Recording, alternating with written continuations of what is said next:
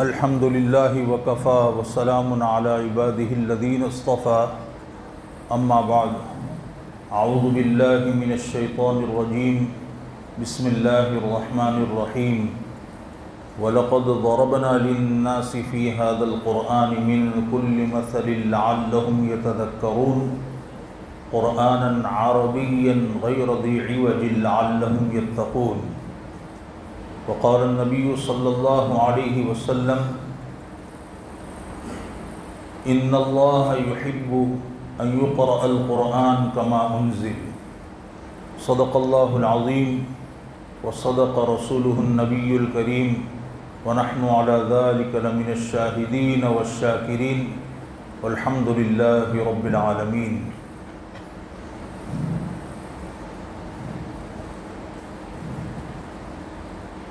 اس عظیم دینی ادارہ اور اسلامی جامعہ کے آج کے اس بابرکت اجلاس میں تشریف فرما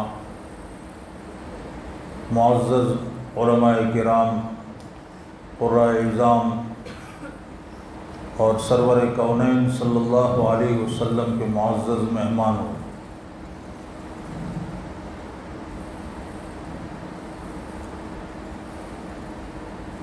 اللہ تبارک و تعالیٰ نے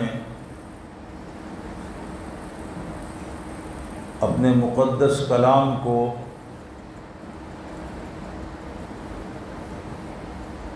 عربی زبان میں نازل فرمایا، جو تمام لغات میں فصیح تر ہے۔ اللہ تبارک و تعالیٰ ہر رسول کو جو اس کی قوم میں بھیجتے ہیں اس پر جب وحی نازل فرماتے ہیں تو اسی قوم کی زبان میں اللہ تبارک و تعالی وحی نازل فرماتے ہیں۔ وما ارسلنا من رسول الا بلسان قومه، ہمارے آقا صلی اللہ علیہ وسلم عربی تھے، قریشی تھے، اس لیے اللہ تبارک و تعالیٰ نے آپ پر جو وحی نازل فرمائی وہ عربی زبان میں وحی نازل فرمائی۔ ہم اور آپ جانتے ہیں کہ ہماری مادری زبان عربی نہیں ہے، اور جو زبان مادری نہ ہو اسے سیکھنے کے لیے بہت زیادہ اہتمام کرنا پڑتا ہے۔ یہی وجہ ہے کہ عہد نبوی صلی اللہ علیہ وسلم سے لے کر اب تک ہر عہد میں، ہر زمانے میں اللہ کے مقدس کلام کو سیکھنے، سکھانے اور پڑھنے پڑھانے کا اہتمام کیا گیا۔ ہمارے آقا صلی اللہ علیہ وسلم نے اپنے صحابہ کو قرآن کریم سکھایا، اور سکھایا کس انداز سے؟ حضرات علماء محققین نے پوری تحقیق کے ساتھ لکھا ہے کہ آپ کے سامنے صحابہ کرام رضوان اللہ تعالی علیہم اجمعین تشریف رکھتے تھے، حضور قرآنی آیات کو پڑھ کر سناتے تھے، اور صحابہ آپ صلی اللہ علیہ وسلم سے اسی طرح اخذ فرماتے تھے۔ یہ سلسلہ چلا صحابہ سے حضرات تابعین تک، تابعین سے تبع تابعین تک، تبع تابعین سے ان کے اتباع تک۔ اب یہ سلسلہ اس وقت سے لے کر اب تک چل رہا ہے، اور پوری آب و تاب کے ساتھ تقریباً جس ادارے میں بھی علم تجوید و قرات کی اہمیت کو سمجھا گیا ہے، یہ سلسلہ الحمدللہ جاری ہے۔ ضرورت اس بات کی ہے کہ اس باب میں جہاں بھی ہم سے غفلت یا کوتاہی ہوتی ہے تو ہم اپنی اس غفلت اور کوتاہی کو دور کرنے کی کوشش فرمائے۔ قرآن عربی زبان میں نازل ہوا ہے، عربی ہے، اور ہم عربی زبان کو جب تک سیکھیں گے نہیں اس وقت تک ہم اس کا صحیح تلفظ نہیں کر سکیں گے۔ حضرات صحابہ عربی تھے، اس کے باوجود آپ نے سیکھا، سرکار دو عالم صلی اللہ علیہ وسلم سے سیکھا، اور پھر جن شہروں اور جن ملکوں میں اللہ تبارک و تعالیٰ کے اس مقدس کلام کو عہد صدیقی میں جب مرتب کیا گیا، اس کے بعد عہد عثمانی میں مختلف مصاحف بھیجے گئے، تو ساتھ میں ایک معلم صحابی کو بھی جو ہے بھیجا گیا تھا۔ منشا صرف یہ تھا کہ جس علاقے میں جو قرأت پڑھائی جا رہی ہے اس کو صحیح معنی میں حاصل کیا جائے، اس کے تلفظ کا طریقہ پورے طور پر سیکھا جائے۔ چنانچہ حضرات صحابہ اور تابعین کے جو تراجم لکھے گئے ہیں، ان کے احوال زندگی جو لکھے گئے ہیں، تو اس میں ایک ایک معلم سے پڑھنے والوں کی اتنی بڑی تعداد بیان کی جاتی ہے جو شمار سے باہر ہے۔ یہ اہتمام ہر زمانے میں بہت زیادہ ضروری ہے۔ اگر ہم نے اس کا اہتمام نہیں کیا، نتیجہ کیا ہوگا کہ آنے والی نسلوں تک قرآن کریم کے تلفظ کا جو صحیح طریقہ ہمارے متقدمین علماء سے، ہمارے مشائخ سے، ہمارے اکابر اور اسلاف سے جو منقول ہیں، وہ ادائیں صحیح طور پر محفوظ نہیں رہیں گی۔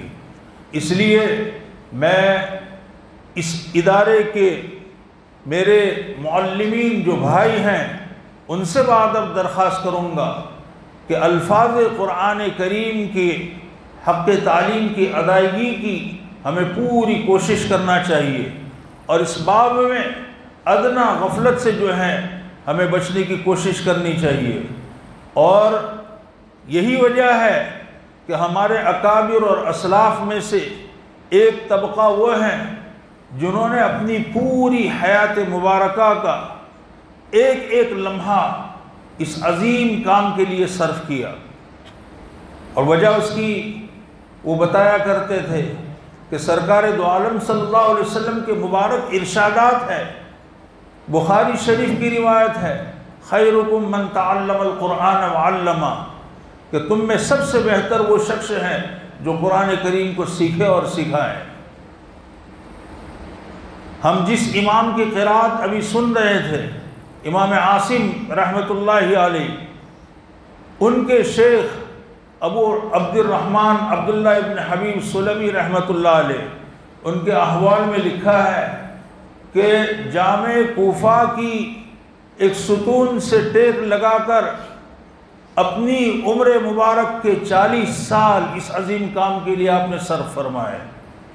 حالانکہ آپ جامع العلوم تھے، علماء نے لکھا ہے ان کے احوال میں کہ وہ کثیر العلم تھے، ان کے پاس علوم بہت زیادہ تھے، اور ان کے علوم کی لوگوں کو حاجت تھی، اس کے باوجود جو ہے وہ الفاظ قرآن کے تعلیم کے لیے جو ہے آپ نے اپنی عمر مبارک کے 40 سال صرف کیے۔ کسی نے آ کر کے پوچھا کہ حضرت آپ اپنے دیگر علوم کی بھی جو ہے فکر فرمائیں اور اس کو جو ہے لوگوں تک پہنچانے کی کوشش فرمائیں، لوگوں کو اس کی بھی ضرورت ہے۔ تو آپ نے یہی روایت جو بخاری شریف کی ہے وہ پیش فرما کر کے فرمایا، ھذا الذی اقعدنی مقعدی ھذا، کہ میری اس بیٹھنے کی جگہ پر اس روایت نے مجھے بٹھائے رکھا ہے۔ سرکار دو عالم صلی اللہ علیہ وسلم فرماتے ہیں تم میں سب سے بہتر وہ شخص ہے جو قرآن کریم کو سیکھے اور سکھائے۔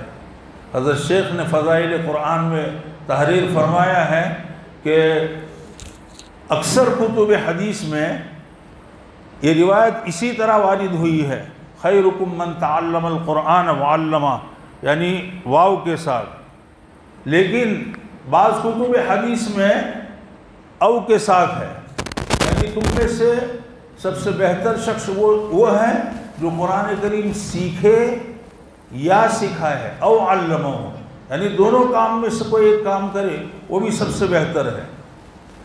تو اس سے اندازہ لگایا جا سکتا ہے اس کام کی اہمیت، اس کی افادیت اور اس کی ضرورت کا۔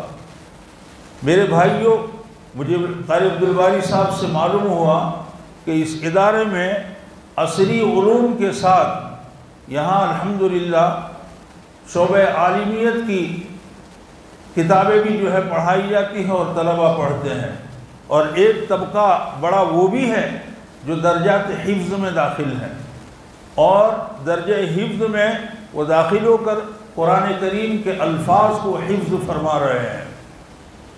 دونوں ہی طبقوں کے لیے قرآن کریم کے الفاظ کو سیکھنا یہ بہت ضروری ہے۔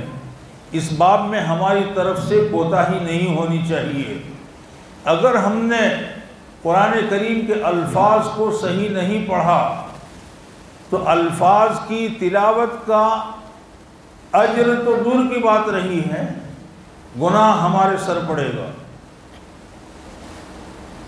حضرت عبداللہ ابن مسعود رضی اللہ تعالیٰ عنہ کی جو روایت ہے، من قرأ حرفا من کتاب اللہ فلہ بہ حسنۃ والحسنۃ بعشر امثالها لا اقول الف لام میم حرف لیکن الف حرف ولام حرف ومیم حرف۔ یہ ترمذی شریف کی روایت ہے اور جلیل القدر صحابی سے مروی ہے، حضرت عبداللہ ابن مسعود رضی اللہ تعالیٰ عنہ۔ اس روایت میں سرکار دو عالم صلی اللہ علیہ وسلم نے قرآن کریم کے ایک حرف پر 10 نیکیوں کا وعدہ فرمایا ہے۔ علماء نے پوری وضاحت کے ساتھ لکھا ہے کہ اگر الفاظ قرآن کا تلفظ صحیح کیا تب تو ہر حرف کے اوپر 10 نیکیاں ملیں گی، اور اگر ہم نے تلفظ غلط کیا تو نیکی برباد اور گناہ لازم کے مصداق بنیں گے۔ اب الفاظ قرآن کی صحت کیسے ہوگی؟ یہ علم تجوید کو حاصل کیے بغیر اس کا صحیح تلفظ نہیں ہو سکتا ہے، اور تجوید کو سیکھنا نہایت آسان ہے۔ میرے عزیزوں، میں نے چند ایسے طلباء کو پڑھایا ہے جن کو ایک مخرج یاد نہیں کرایا، ایک صفت کا نام نہیں بتایا، لیکن الحمدللہ وہ الفاظ قرآن کا تلفظ صحیح کرتے ہیں، اور اس کی تائید فن پڑھنے پڑھانے والے اساتذہ بھی کرتے ہیں۔ بہت آسان ہے، بس ضرورت یہ ہے کہ ہم اس کو دل پر لے لیں۔ اگر ہم نے دل پر لیا، ہمارے اساتذہ کرام نے اس کی اہمیت کو اور ضرورت کو سمجھا اور قرآن کریم کی عظمت کو دل میں بٹھایا، تو اس فن کا حاصل کرنا کچھ مشکل نہیں ہے۔ آج بہت ہی شرمندگی کے ساتھ کہنا پڑتا ہے، جب دینی مدارس میں اس قسم کی باتیں سنتے ہیں کہ بھئی ہم تجوید کو پڑھائیں گے، تجوید کو داخل کریں گے تو دیگر فنون جو ہے وہ متاثر ہوں گے۔ میں یہ کہہ رہا ہوں کہ ہمارے اکابر اور اسلاف سے جو علوم نقلیہ اور عقلیہ ہم تک پہنچے ہیں، علوم عالیہ اور عالیہ، ان میں یہ فن داخل نہیں ہے۔ ہر مدرسے میں اس فن کو داخل کرنا نہایت ضروری ہے۔ یہ بنیادی علم اور فن ہے، تمام علوم کا سرچشمہ اللہ کا مقدس کلام ہے۔ اس کے الفاظ کا تلفظ ہم صحیح کریں گے تو اس کے صحیح معانی بنیں گے۔ اگر الفاظ کا تلفظ ہم نے صحیح نہیں کیا تو صحیح معانی کیسے وجود میں آ سکتے ہیں؟ علماء نے کتب تجوید میں مثالیں لکھ لکھ کر ہماری آنے والی نسلوں کو جو ہے سمجھایا ہے۔ القلب ایک لفظ ہے قرآن کریم کا، الا من اتی اللہ بقلب سلیم۔ قلب کو اگر ہم قاف سے پڑھیں گے تو اس کے معنی دل کے ہوتے ہیں، اور اسی قاف کو ہم باریک پڑھ لیں گے، پور نہیں پڑھا، تو اس کے معنی قلب کے ہوتے ہیں، اور قلب کے معنی کتے کے ہوتے ہیں۔ ایک لفظ ہے، اس لفظ میں متعدد حروف ہیں، ان تمام حروف میں سے صرف ایک حرف میں غلطی کی اور ایک حرف کی تمام صفات کی غلطی نہیں کی، صرف ایک صفت بدل دی، نتیجہ کیا ہوا؟ معنی کہاں تک پہنچے؟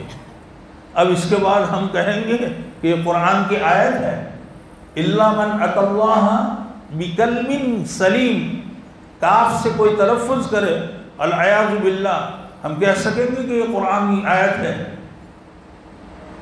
بہت مشکل ہے۔ اس کی اہمیت کو دل میں بٹھانے کی ضرورت ہے، اور آج ہی سے، آج کی اس مجلس سے ہم یہ عزم کر کے اٹھے، ہمارے اساتذہ کرام آج کی اس مجلس کے بعد یہ پورا عزم کر کے اٹھیں کہ انشاءاللہ ہم اس باب میں حق تعلیم کی ادائیگی کی اپنی طرف سے پوری کوشش کریں گے، اور اس میں کوئی ادنیٰ کوتاہی ہم سے نہیں ہوگی۔ اساتذہ کرام سے میں بادب درخواست کروں گا، اس مدرسے میں پڑھنے والا بہت بڑا طبقہ وہ درجات حفظ میں داخل ہے، شعبہ تحفیظ القرآن میں وہ داخل ہو کر اللہ کے مقدس کلام کو حفظ کر رہا ہے۔ اگر ہم بچوں کا ناظرہ نہیں سنیں گے اور ناظرہ حل کیے بغیر ان کو خود ہی یاد کرنے کا ہم مکلف کر دیں گے، تو ہم گارنٹی نہیں دے سکتے ہیں کہ کل کو وہ یہ سبق جو ہے، وہ تازہ سبق جو سنانے والا ہے، وہ صحیح طور پر سنا سکے گا۔ جامعہ ڈابھیل میں ہماری مادر علمی میں بہت سے طلبہ دیگر مدارس سے اور مکاتب سے حفظ کر کے آتے ہیں، اور ایسی سنگین غلطیاں کرتے ہیں کہ سن کر کوفت ہوتی ہے، اور حیران ہوتا ہوں میں کہ آخر اساتذہ حفظ نے ان کو کیا پڑھایا۔ کل کا ایک تازہ واقعہ میں بیان کرتا ہوں، اساتذہ کرام کی خدمت میں ان کا احترام پورا ملحوظ رکھ کر، آپ میرے بڑے بھائی ہیں، میں آپ کا چھوٹا بھائی بن کر آپ سے عرض کر رہا ہوں، کل کا بالکل تازہ واقعہ۔ درجہ عربی سوم میں میرے پاس پڑھنے والا، میری جماعت میں سب سے ممتاز طالب علم، سب سے عمدہ قرآن پڑھنے والا، وہ 7ویں پارے کا آخری ربوع مجھے حضر کی کیفیت میں سنا رہا تھا۔ اسی طالب علم کا سننے کے بعد، اس کے بعد ایک طالب علم کا سنا، اور پھر ہمارا یہ سفر ہوا۔ وہ پڑھ رہا ہے لا تدرکہ الابصار، لا تدرکہ مضارع منفی کا صیغہ ہے، اس نے پڑھا لا تدرکہ الابصار، لا تدرکہ الابصار۔ اب علماء جانتے ہیں، مجھے بتانے کی ضرورت نہیں، طلبہ بھی جانتے ہیں لا تدرکو کون سا صیغہ ہے اور لا تدرک کون سا صیغہ ہے۔ اس نے ایک مرتبہ غلطی کی، میں نے اس کو متنبہ کیا، تپائے پر ہاتھ مار کر اشارہ کیا، دوبارہ پڑھو۔ اس نے پھر پڑھا لا تدرکہ الابصار، امر کا صیغہ پڑھا، لا تدرک نہیں کا۔ میں نے پھر متوجہ کیا کہ پھر لوٹاؤ، پھر پڑھو۔ اس نے تیسری مرتبہ پھر اسی طرح پڑھا۔ میرے یہاں لازم ہے کہ جب طالب علم مجھے سنانے آوے، اس سے پہلے کم از کم ایک ساتھی کو ضرور سنا کر آوے، اور وقت میں گنجائش ہو تو 2 ساتھیوں کو سنا کر آوے۔ میں نے فوراً سوال کیا کس کو سنایا تھا؟ ایک طالب علم ایک ساتھی کا نام لیا، اس نے اچھا ٹھیک ہے، چلیے اس کو صحیح کر لیجئے، پڑھیے۔ پھر آگے اسی آیت کے بعد دوسری آیت کو اس نے پڑھا قَدْ جَاءَكُمْ بَصَائِرُ، اس کو اس نے پڑھا قَدْ جَاءُكُمْ، حمزہ کے ضمہ کے ساتھ۔ اب جاء واحد کا صیغہ ہے، اور جاءُكُمْ جمع ہو، جاءو تب تو سمجھ میں جاءُكُمْ، حمزہ کو مضموم پڑھا۔ پھر میں نے اس کو کہا کہ پھر لوٹاؤ، اور ایسے موقع پر طالب علم بہت چوکنا ہو جاتا ہے، تو میں بھی الحمدللہ ان کا باپ ہوں، تو ان کو ایسے موقع پر ایک خاص قسم کا لالی پاپ دیتا ہوں۔ ان کو میں نے کہا قد کے دال کو ایک دم صاف ادا کرو، دال کے قلقلہ کو، تو وہ سمجھا کہ قلقلہ میں مجھ سے گڑبڑ ہو رہی ہے۔ اس نے پھر لوٹا کر پڑھا قد جاءکم،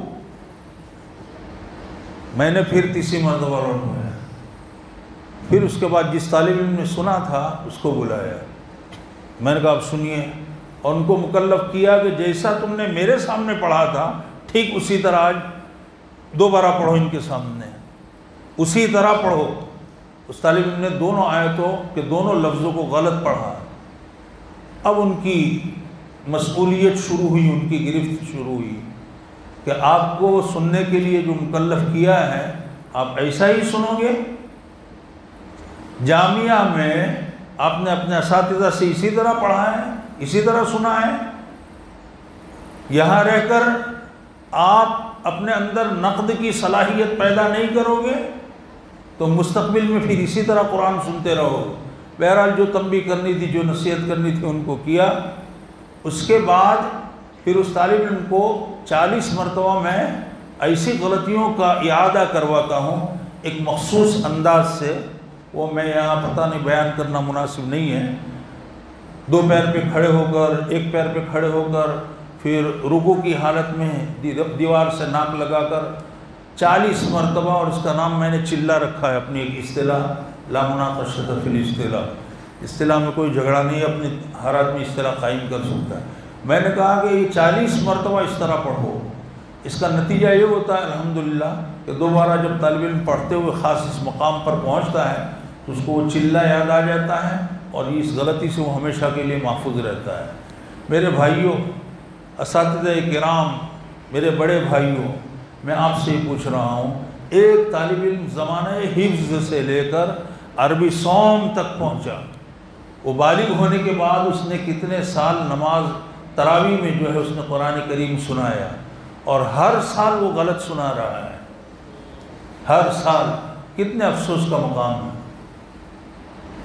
اور اس نوع کی غلطی ایک نہیں، 50 طلباء نے 50 قسم کی غلطیاں کی ہیں، اور بنیاد صرف اس کی ایک ہی ہے کہ اساتذہ حفظ جب ناظرہ حل کراتے، سبق یاد کرواتے ہیں تازہ سبق، اس وقت ناظرہ سننے کا اہتمام نہیں فرماتے ہیں۔ تو پوری تجوید کی رعایت کے ساتھ، اعراب کی رعایت کے ساتھ، قرآن کریم کے تقدس کو برقرار رکھتے ہوئے بچوں کا ناظرہ حل کرانے کی بھرپور انداز میں کوشش کرنی چاہیے، اور جب سبق اچھی طرح ناظرہ حل کر لیں اس کے بعد اس کو جو ہے سبق نیا یاد کرنے کا مکلف بنانے کی ضرورت ہے۔ میں آج کے اس اجلاس میں میرے بھائی حضرت مولانا مفتی قاری محمد حفظ الرحمان صاحب کے قیمتی وقت کو لینا نہیں چاہتا تھا، لیکن ہر مہمان سے کچھ نہ کچھ جو ہے حاصل کرنے کی کوشش کی جاتی ہے، لہذا میرے رفیق محترم قاری عبدالباری صاحب اور جناب مولانا قاری اشرف علی صاحب کے حکم سے یہ تھوڑی دیر میں نے سماع خراشی کی ہے۔